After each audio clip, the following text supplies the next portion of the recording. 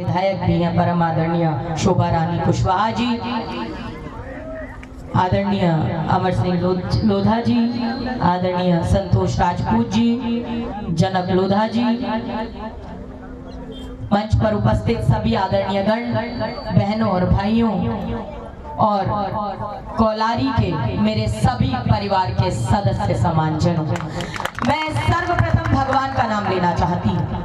दैत्व में ही परमात्मन सुदानम देहि विद्याया, दैत्व आत्मनि प्रगुणा विशुद्धि नाथ में कार्या, मदीये ध्यान मागच्छ प्रभो नेत्र धियोतिष्ठ तपो में चित्त मागत्य पराज्योति शुभादेया प्रवाह प्रेम गंगा च आदित्य स्नेह सिंधु च परस्पर मेल भावेन प्रभो वसितुं च शिक्षमाम स्वधर्म चास्तु सेवैव स्वकर्म अभ्यास्तु सेवैव स्वसत्यम चास्तु सेवैव अहम सेवी सकर्तव्य, अर्थात दया कर दान विद्या का हमें परमात्मा देना, दया करना हमारी आत्मा में शुद्धता देना, हमारे ध्यान में आओ प्रभु, आंखों में बस जाओ, अंधेरे दिल में आकर के परम ज्योति जगा देना, कहा दो ज्ञान की गंगा, दिलों में प्रेम का सागर, प्रभु आपस में मिलजुल कर हमें रहना सिखा देना, हमारा धर्म हो सेवा, हमारा कर्म हो सेवा, सदा ईमान हो सेवा व सेवक जन बना देना, वतन के वास्ते जीना, वतन के वास्ते मरना, वतन पर जा फिदा करना, प्रभु हमको सिखा देना, प्रभु हमको सिखा देना।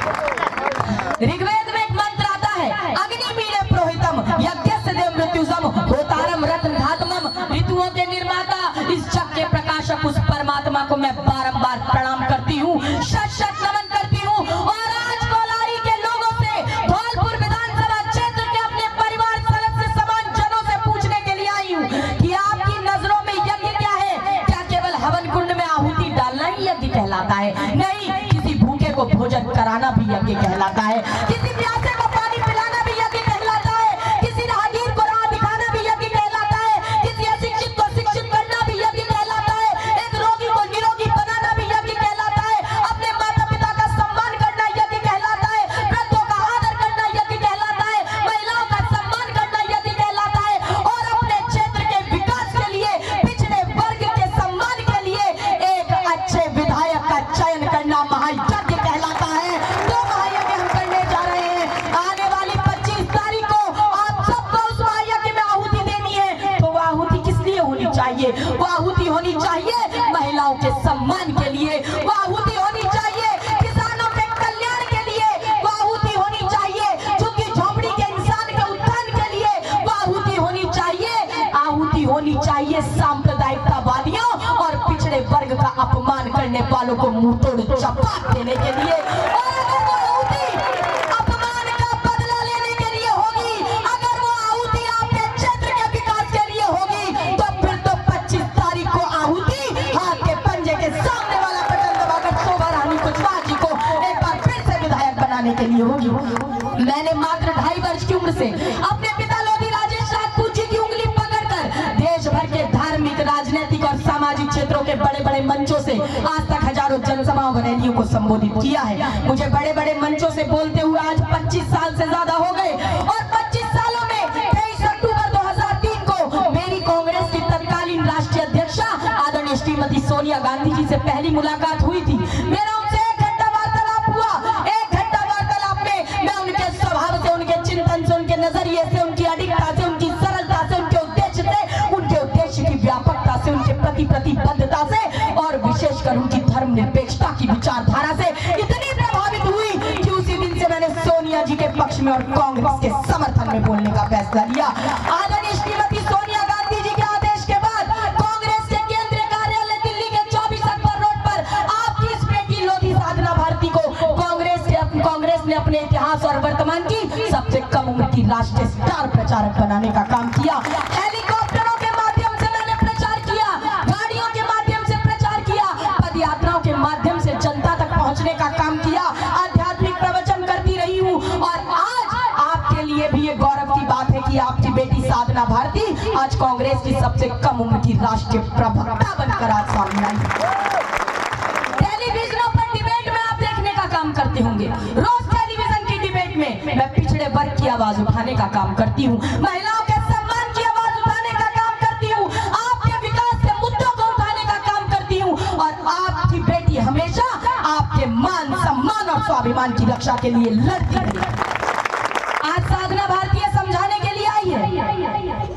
हमेशा कहती हूँ कि अगर परम आदरणीय सुश्री उमा भारती जी पिछड़े वर्ग की बड़ी बेटी हैं, तो ये लोधी साधना भारती भी पिछड़े वर्ग की छोटी बेटी है। और आपने देखा आपकी बड़ी बेटी के साथ भाजपा ने क्या किया।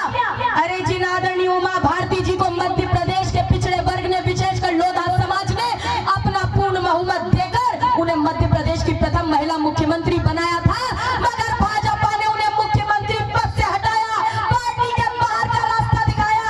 अरे जैसे किसी अपराधी को तड़ी पार कर दिया जाता है, जिला बदल कर दिया जाता है, उसी तरह मेरी दादी समान आदरणीय उमा भारती जी को भाजपा ने मध्य प्रदेश की राजनीति से तड़ी पार करने का काम किया, जिला बदल करने का काम किया।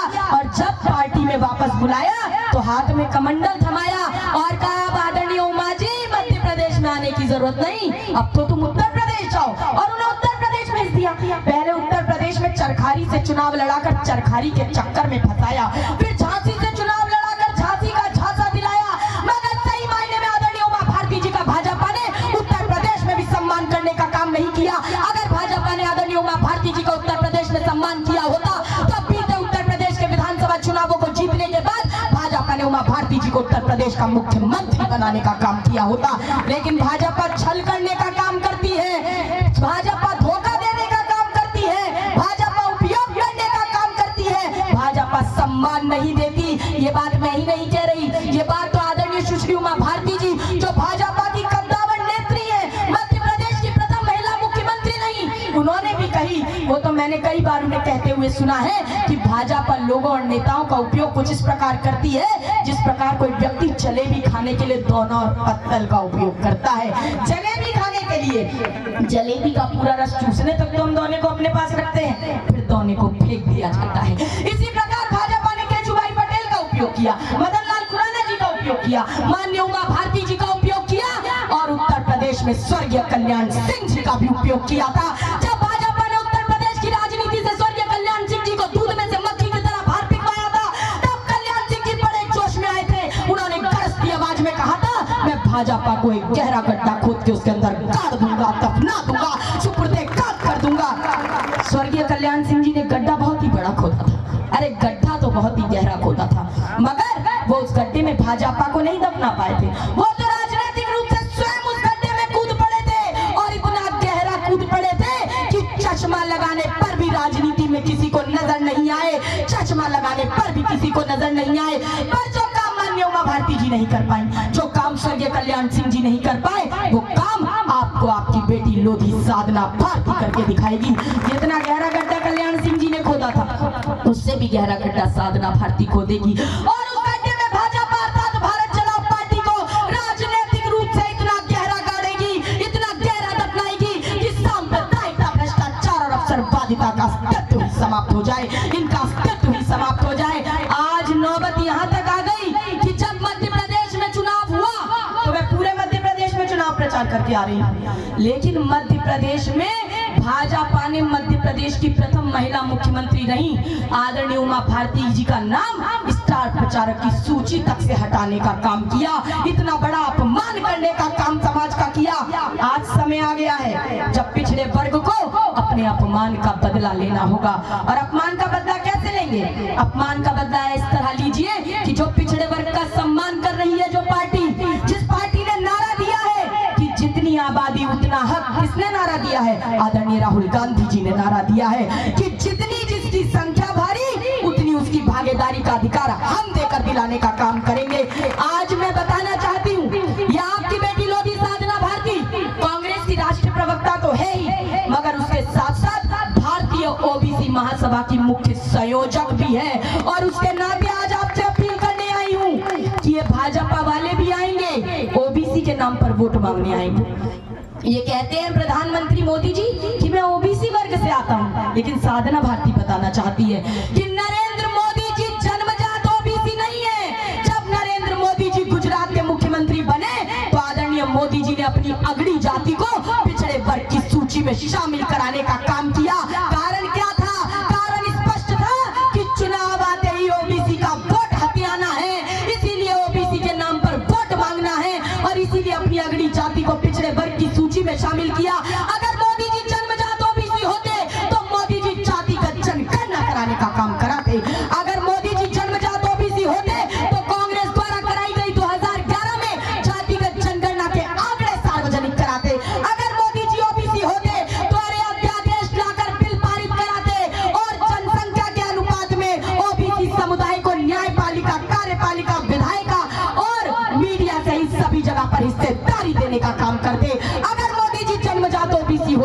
तो एक कुर्मी मुख्यमंत्री नीतीश कुमार जी के डीएनए पर प्रश्न नहीं उठाते। अरे मोदी जी जन्मजात ओबीसी नहीं है, मोदी जी तो मात्र ओबीसी के नाम पर वोट हथियाना चाहते हैं। और मोदी जी की पार्टी के जितने ओबीसी विधायक और सांसद बनकर जाते हैं, आपसे वोट लेकर जाते हैं, वो सांसद और विधायक तो बन जाते हैं, लेकिन ओबीसी के अधिकारों की लड़ाई नहीं लड़ पाते हैं, आपकी आवाज नहीं उठाते हैं। आखिर क्यों? क्योंकि वो भाजपा की बड़ी अम्मा आरएसएस की कठपुतली बन जाते हैं, जो कि आरएसएस आरक्षण विरोधी है, ओबीसी विरोधी है, और ऐसे लोगों की कठपुतली बनकर नाचने का काम करते हैं। लेकिन हमने आपको कैसी प्रत्याशी दी है? हमने आपको आदरणीय शोभा रानी कुशवाहा जैसी प्रत्याशी दी है, जिन्होंने की आप सब जानते हैं, जिन्होंने की सबसे पहले अगर किसी विधायक ने लोधा समाज की अमर शहीद वीरांगना रानी अवंतीबाई लोधी विकास बोर्ड के गठन की आवाज विधानसभा में उठाई, तो शोभा रानी कुशवाहा जी ने उठाने का काम किया और उसका गठन कराया। बेटा बैठ जा। तो मैं सबसे पहले तो उन्हें बधाई देना चाहती हूँ, आभार व्यक्त करती हूँ कि लोधा समाज की आवाज को, पिछड़े वर्ग की आवाज को बुलंद करने का काम किया है। इसीलिए आपसे भी आह्वान करने आई हूँ, जिस भी राजस्थान की सीट पर एक से ज्यादा ओबीसी चुनाव लड़ रहे हैं, ध्यान रखिएगा, ये भाजपा ओबीसी के नाम पे बरगलाएगी, बहकाएगी, लेकिन ओबीसी के अधिकार देने के समय पीछे हट जाएगी। लेकिन कांग्रेस पार्टी जैसे ही सत्ता में आएगी, हमने कहा है हम जातिगत जनगणना कराने का काम करेंगे। तो जो ओबीसी की आवाज को उठा रहे हैं, ऐसी कांग्रेस का साथ निभाइए, जाने अनजाने में भी अपना वोट बांटकर किसी और को देकर, वोट देकर भाजपा की ताकत बढ़ाने का काम मत कीजिएगा। आने वाली 25 तारीख को केवल हाथ के पंजे के सामने वाला बटन दबाकर शोभा रानी कुशवाहा जी को भारी मतों से विजयी बनाइए। ध्यान रखिए, ये काम विधानसभा चुनाव की तरह नहीं है। मैं तो कहती हूँ राजस्थान में एक विधानसभा चुनाव रूपी महाभारत का शंखनाद हो गया है। चाहे एक तरफ दुराचारियों की सेना है, अत्याचारियों की सेना है, लूट खसोट करने वालों की सेना है, रिश्वतखोरों की सेना है, घूसखोरों की सेना है, अरे राम मंदिर की जमीन में चंदा चंपत घोटाला कराने वालों की सेना है, महिलाओं को अपमानित कराने वालों की सेना है, बलात्कारियों का संरक्षण कराने वालों की सेना है। ये सेना नरेंद्र मोदी जी की सेना है, ये सेना अमित शाह जी की सेना है, ये सेना भाजपा अर्थात भारत चलाओ पार्टी की सेना है। अरे ये तो कलयुग के कुकर्मी कौरवों की सेना है, कलयुग के कुकर्मी कौरवों की सेना है। तो दूसरी तरफ सत्यतावादियों की सेना है, पवित्रतावादियों की सेना है, मानवतावादियों की सेना है, धर्मनिरपेक्षतावादियों की सेना है, हिंदू मुस्लिम सिख ईसाई आपस में भाई भाई के नारे को बुलंद कराने वालों की सेना है। अरे राजस्थान के अंदर सिलेंडर 500 रुपए में मुहैया कराने वालों की सेना है। ये सेना 100 यूनिट तक बिजली मुफ्त में देने वालों की सेना है। ये सेना किसानों का साथ निभाने वालों की सेना है। ये सेना चिरंजीवी योजना चलाकर 25 लाख रुपए तक आप लोगों का इलाज मुफ्त कराने वालों की सेना है। ये सेना महिलाओं को नगर निगम निकाय और पंचायतों में 50% तक का आरक्षण दिलाने वालों की सेना है। ये सेना आदरणीय शोभा रानी कुशवाहा जी की सेना है। ये सेना आदरणीय राहुल गांधी जी की सेना है। ये सेना आदरणीय अशोक गहलोत जी की सेना है। ये सेना आदरणीय श्रीमती सोनिया गांधी जी की सेना है। ये सेना आदरणीय मल्लिकार्जुन खड़गे जी की सेना है। अरे ये सेना कोलारी की जनता की सेना है। ये सेना धौलपुर विधानसभा क्षेत्र की जनता की सेना है। अरे ये तो कांग्रेस के करोड़ों कर्मयोगी कार्यकर्ता सेना है। ये तो प्रतिज्ञावादी पांडवों की सेना है। मगर महाभारत से पूर्व पांडवों को दर-दर की ठोकरें खानी पड़ी थी, इधर उधर भटकना पड़ा था। तब जाकर श्री कृष्ण भगवान ने पांडवों का साथ दिया और अर्जुन का सारथी बनकर पांडवों को महाभारत का विजेता बनाया था। आज इस कोलारी की जनता को, इस धौलपुर विधानसभा क्षेत्र की जनता को श्री कृष्ण भगवान का रूप धारण करना होगा और अर्जुन रूपी आदरणीय शोभा रानी कुशवाहा जी का साथ देना होगा। आने वाली 25 तारीख को हाथ के पंजे के सामने वाला बटन दबाकर आदरणीय शोभा रानी कुशवाहा जी को भारी से भारी बहुमत देकर विजयी बनाना होगा। साधना भारती बताने के लिए आई है कि अगर रूप बदलने में माहिर मामा मारीच के साथ बाबा रूप में रावण ना आता तो माता का सीता का हरण ना हो पाता। अरे हजारों राक्षसों के बीच भी रावण राज में माता सीता सुरक्षित रही, मगर आज मोदी कहीं मामा कहीं योगी राज में माता सीता की बेटियां सुरक्षित नहीं हैं, उनकी बेटियां सुरक्षित नहीं हैं। और मोदी जी जब राजस्थान में रैली करते हैं तो बेटियों बेटियों की सुरक्षा की बात करते हैं। साधना भारती पूछना चाहती है, मोदी जी आप किस मुंह से बेटियों की सुरक्षा की बात करते हैं? अरे हम मान लेते हैं कि मोदी जी की जुबान फिसल गई थी एक दिन और उन्होंने बेटी बचाओ बेटी पढ़ाओ को गलती से बेटी बचाओ बेटी पढ़ाओ कह दिया था, लेकिन क्या उस दिन जुबान फिसल गई थी जब मोदी जी ने संसद में एक महिला सांसद की हंसी की तुलना सुपर्णका और ताड़का से करने का काम किया था?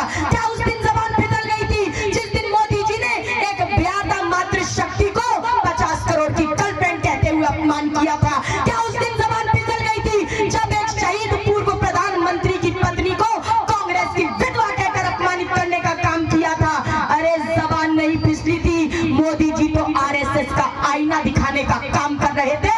ये महिला विरोधी आरएसएस है जो महिलाओं का अपमान कराती है। अरे आपको मालूम होगा कि दिल्ली के जंतर मंतर पर देश की पहलवान अंतरराष्ट्रीय ख्याति प्राप्त बेटियां बैठी नहीं, आवाज उठाती नहीं यौन शोषण के खिलाफ, लेकिन उनके सांसद भाजपा के ब्रजभूषण शरण सिंह पर पॉक्सो एक्ट लगने के बाद भी मोदी जी ने उनकी गिरफ्तारी कराने का काम नहीं किया, अंतरराष्ट्रीय पहलवान बेटियों को अपमानित करने का काम किया।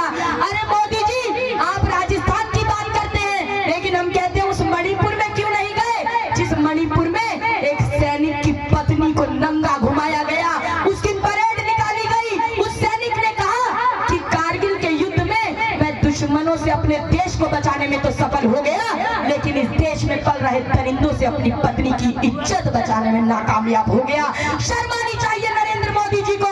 इसलिए नरेंद्र मोदी जी भाजपा वालों यही कहना चाहती हूँ कि नारी परामर्श में मंत्री, गृह कार्य में दासी, धर्म कार्य में धर्म पत्नी, इसमें करते हुए माता विलास में रंभा और पीड़ा में मित्र का स्थान रखती है।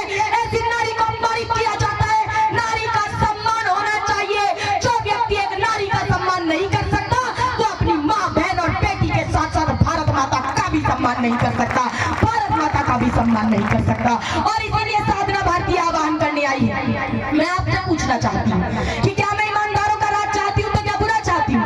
मैं गांव गरीब और किसान का कल्याण चाहती हूँ तो क्या बुरा चाहती हूँ? मैं झुग्गी झोपड़ी के इंसान का उत्थान चाहती हूँ तो क्या बुरा चाहती हूँ? मैं महिलाओं का सम्मान चाहती हूँ तो क्या बुरा चाहती हूँ? मैं चाहती हूँ कि आपको जो पूरे देश भर में तो 1150 में सिलेंडर मिल रहा है भाजपा राज में, लेकिन एकमात्र राजस्थान है जहाँ 500 रुपए में आपको सरकार सिलेंडर मुहैया कराती है, वो सिलेंडर आपको मिलता रहे 500 रुपए में। ऐसा चाहती हूँ तो क्या बुरा चाहती हूँ? मैं चाहती हूँ चिरंजीवी योजना आगे बढ़ती रहे और गरीबों को 25 लाख तक का इलाज मुफ्त में मिलता रहे। मैं ऐसा चाहती हूँ तो क्या बुरा चाहती हूँ? मैं चाहती हूँ किसानों को, गरीबों को 100 यूनिट बिजली मुफ्त में मिलती रहे तो क्या मैं बुरा चाहती हूँ? मैं चाहती हूँ कि आपके क्षेत्र का विकास हो और आपके क्षेत्र के विकास के लिए एक बार फिर शोभा रानी कुशवाहा जी आपकी विधायक बने। मैं ऐसा चाहती हूँ तो क्या बुरा चाहती हूँ? अरे नहीं नहीं, मैं बुरा नहीं चाहती हूँ। मैं जनता के दरबार में एक अपील लेकर आई हूँ कि रावण अलग अलग भेष बदल कर आएंगे और आपकी वोट की सीता को चुरा कर ले जाएंगे। अपने वोट की सीता को बचा कर रखना और जब भी चुनाव हो तो इन बेईमानों भाजपाइयों को वोट मत देना। अरे ईमानदार और सर्व समाज की हितैषी पिछड़े वर्ग के लिए आवाज उठाने वाली कांग्रेस पार्टी का ही साथ देना। अगर आपने ऐसा नहीं किया तो आपके गांव बीमार हो जाएंगे, आपके खेत बीमार हो जाएंगे, आपके कल्याण बीमार हो जाएंगे। अरे आपका क्षेत्र बीमार हो जाएगा पूरे 5 साल तक। अपने कोलारी को बचाओ, अपने धौलपुर को बचाओ, अपने गांव को बचाओ, अपने खेत को बचाओ, अपने खलियान को बचाओ। पूरे 5 साल तक हाथ के पंजे के सामने वाला बटन दबाओ, शोभा रानी कुशवाहा जी को विधायक बनाओ और अपने विकास की गति को और तेज कराओ, अपने विकास की प्रगति को और आगे पथ पर ले जाओ। यही साधना भारती संदेश देने के लिए आई है। मैं आपको यही कहना चाहती हूँ, ये भाजपाई आएंगे और आपसे कहेंगे कि हम राम मंदिर बनवा रहे हैं, मगर साधना भारती बताना चाहती है कि पहली बात तो राम मंदिर भाजपा के आदेश पर नहीं बन रहा, राम मंदिर सुप्रीम कोर्ट के आदेश पर बन रहा है। और राम मंदिर का सबसे पहले ताला खुलवाने का काम किसने किया? राजीव गांधी जी की सरकार में राम मंदिर का ताला खुलवाने का काम हमने किया, लेकिन हमने जात और धर्म में लड़ाई कराने का काम नहीं किया, बांटने और छांटने का काम नहीं किया, भेदभाव का काम नहीं किया, सांप्रदायिकता फैलाने का काम नहीं किया, तोड़ने का काम नहीं किया। अरे हमने तो जोड़ने का काम किया, सद्भाव की बात करने का काम किया, सांप्रदायिक सौहार्द की बात की। और इसीलिए मैं कहना चाहती हूँ कि राम तो सबके हैं, जो राम में आस्था रखते हैं, जो राम को मानते हैं, राम उनके हैं और वो राम के हैं, और जो राम को अपनी पपौती समझते हैं उनका अंत तो एक दिन निश्चित है। और ये बात आपकी बेटी साधना भारती नहीं कह रही, ये बात तो भाजपा की कद्दावर नेत्री आदरणीय सुश्री उमा भारती जी ने भी कही थी। इसीलिए आज भाजपा वालों को समझाने आई हूँ कि भाजपा वालों कान खोलकर सुन लो। अरे राम नहीं है नारा, वो तो बस विश्वास है। भौतिकता नहीं है, वो तो दिलों की प्यास है। राम नहीं मोहताज किसी के झंडों का, सन्यासी साधु और पंडों का। राम नहीं मिलते ईटा और गारा में, राम मिले निर्धन की अश्रुधारा में। राम मिले हैं वचन निभाती आयु को, राम मिले हैं घायल पड़े जटायु को। राम मिले हैं अंगद वाले पाँव में, राम मिलेंगे पंचवटी की छाँव में। राम मिले हैं मर्यादा से जीने में, राम मिलेंगे बजरंगी के सीने में। राम मिले हैं वचनबद्ध वनवासों में, राम मिले हैं केवट के विश्वासों में। राम मिले हैं अनुसैया की मानवता को, राम मिले हैं सीता जैसी पावनता को। राम मिले हैं पत्थर बनी अहिल्या को, राम मिले हैं ममता मई मां कौशल्या को। अरे राम नहीं मिलते मंदिर के पैरों में, अरे मोदी जी राम नहीं मिलते झूठे वादों के ढेरों में, क्योंकि राम मिले शबरी के मीठे बेरों में। मैं भी एक सौगंध राम की खाती हूँ, मैं भी गंगा जल की कसम उठाती हूँ। मेरी भारत माँ मेरे लिए मान है, भारत मेरी पूजा उत्तर धर्म का स्थान है। अरे मेरा हिंदुस्तान धर्मनिरपेक्षता की पहचान है। और भाई को भाई से लड़वाने वाला, बलात्कारियों का संरक्षण करने वाला, भ्रष्टाचारियों को अपने गले से लगाने वाला भाजपा का हर शख्स कातिल और शैतान है। और ऐसे शैतानों को सबक सिखाना अब धौलपुर विधानसभा क्षेत्र की जनता का काम है। और ये जनता उस काम को बखूबी निभाएगी जब आने वाली 25 तारीख को हाथ के पंजे के सामने वाला बटन दबाएगी। शोभा रानी कुशवाहा जी को भारी मतों से विजयी बनाएगी। ध्यान रखिएगा, मैंने कहा ना ये चुनावी रण है। और हमने तो मुख्यमंत्री ओबीसी समाज से बनाए थे, और आगे भी हमारे तो ओबीसी समाज के ही मुख्यमंत्री रहेंगे।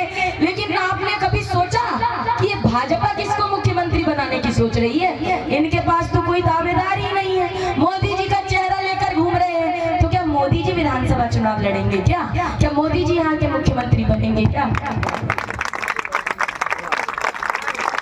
मोदी जी मुख्यमंत्री बनेंगे? क्या नहीं बनेंगे। अरे मोदी जी तो आएंगे जैसे क्रिकेट स्टेडियम में मैच हारने के बाद हाथ हिला रहे थे ना कल, वैसे ही हाथ हिला के चले जाएंगे।